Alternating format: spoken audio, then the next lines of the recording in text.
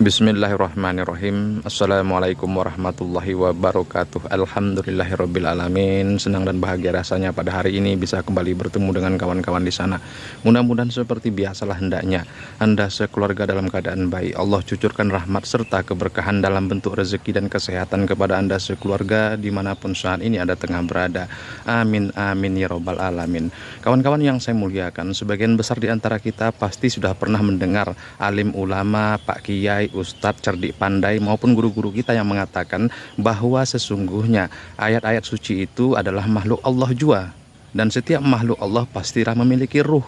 Untuk kali ini, di antara sebanyak itu makhluk-makhluk Allah yang berada dalam ayat-ayat suci, saya lebih tertarik untuk memaparkan kepada Anda ruh salah satu makhluk Allah yang bernama Bismillahirrahmanirrahim. Sebab di antara sebanyak itu makhluk-makhluk Allah, hanya makhluk Allah yang bernama Bismillahirrahmanirrahim inilah yang keberadaan ruhnya lebih terlihat daripada ruh makhluk Allah lain berupa ayat-ayat suci dalam Al-Quran itu. Jadi tidak salah rasanya jika sampai hari ini sebagian besar umat Islam masih mengucapkan atau melafazkan kalimat ini dengan lafaz Bismillahirrahmanirrahim daripada melafazkannya dengan kalimat Bismillahirrahmanirrahim. Ini karena mereka pun menyadari bahwa kalimat Bismillahirrahmanirrahim itu adalah makhluk Allah yang memiliki ruh, khususnya pada kalimat roh tadi. Jadi inilah yang menyebabkan keberadaan ruh daripada makhluk Allah yang bernama Bismillahirrahmanirrahim ini lebih mudah dilihat daripada ruh makhluk-makhluk lainnya. Jadi tidak mengherankan kalau banyak di antara kita yang melafazkannya dengan lapas Bismillahirrahmanirrahim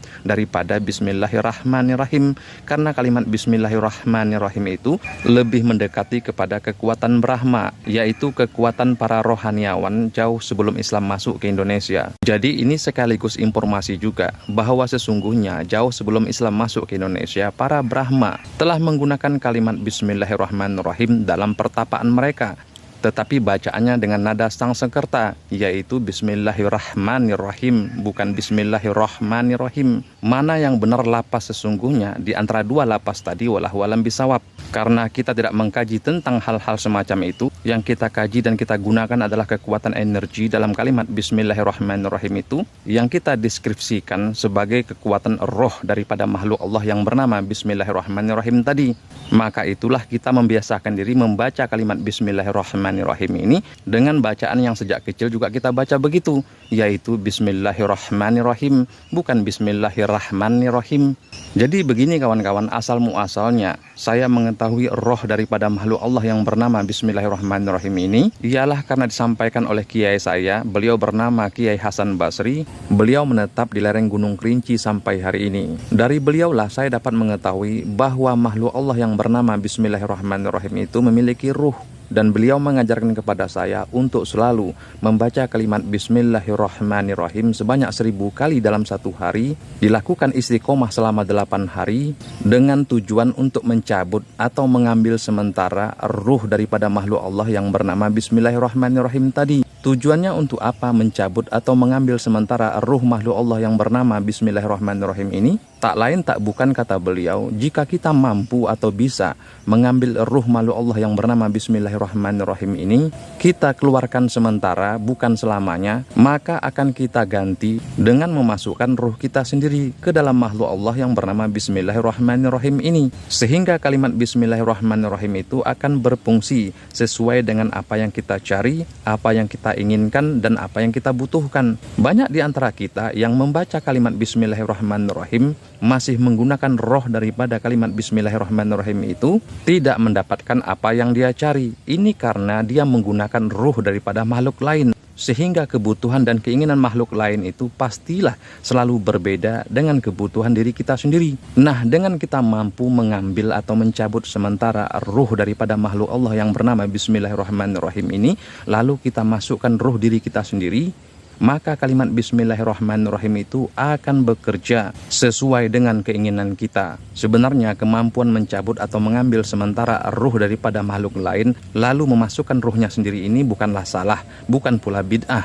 Sebab ini sering terjadi ketika seseorang itu tengah tertidur. Dalam beberapa hadis Allah mengatakan bahwa ketika seorang manusia tidur, maka ruhnya akan keluar untuk sementara, bukan untuk selamanya. Lalu jasad yang hampa daripada ruh tadi, bukan kosong daripada ruh ya, akan diisi oleh ruh makhluk lainnya. Itulah yang menyebabkan ketika kita tidur, kita sering bermimpi bertemu dengan orang tua yang sudah lama meninggal dunia, atau bertemu dengan guru-guru maupun wali Allah. Ini sebenarnya adalah dampak daripada hampanya ruh dalam jasad kita, lalu diisi oleh ruh daripada makhluk lainnya. Nah, ruh makhluk lainnya yang masuk ke dalam jasad kita itulah yang terlihat dan bermain di dalam mimpi. Dan karena setiap makhluk itu memiliki ruh, sedangkan setiap ayat dalam kitab suci itu adalah makhluk Allah, maka mau tidak mau sesuatu yang berhubungan dengan ruh pastilah bercahaya. Karena ruh itu sudah sangat identik dengan cahaya. Jadi amalan mencabut atau mengambil ruh makhluk Allah yang bernama Bismillahirrahmanirrahim ini, tanda-tandanya adalah bercahaya.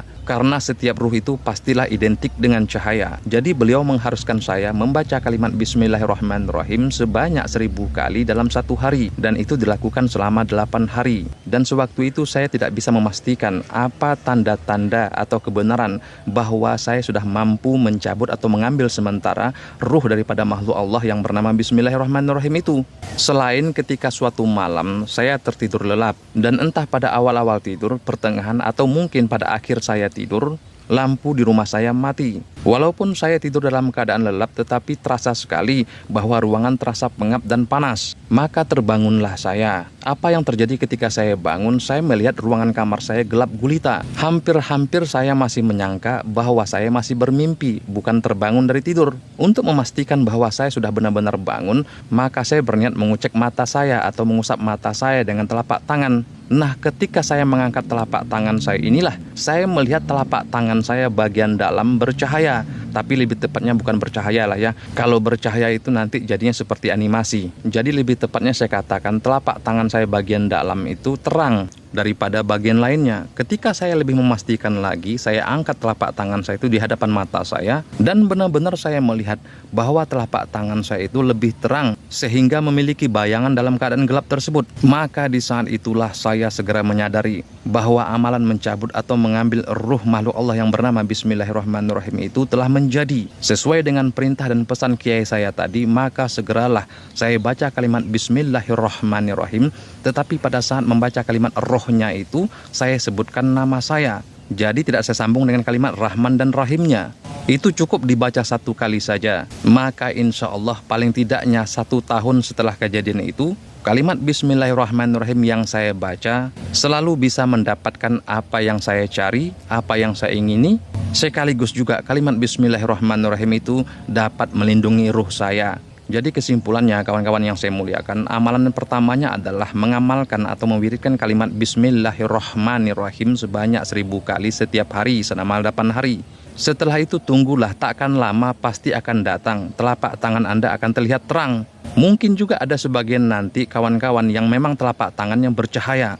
Tentu saja tampak dalam pandangan matanya, bukan dalam pandangan mata orang lain. Nah, jika Anda sudah mengalami ini, maka segeralah baca kalimat Bismillahirrahmanirrahim. Tetapi setelah kalimat rohnya itu, Anda sebut nama Anda sendiri. Insya Allah kalimat Bismillahirrahmanirrahim yang Anda baca berisi roh Anda sendiri, bukan roh daripada makhluk lainnya. Begitu pula ketika menggunakan kalimat Bismillahirrahmanirrahim yang telah berisi ruh Anda sendiri ini, yaitu Anda membacanya dengan kalimat Bismillahirrahmanirrahim tambah nama Anda sendiri. Insya Allah akan jadi. Wallahu alam bisawab, mudah-mudahan bermanfaat. Minta ampun maaf jika tersilap kata, tersilap lidah. Assalamualaikum warahmatullahi wabarakatuh.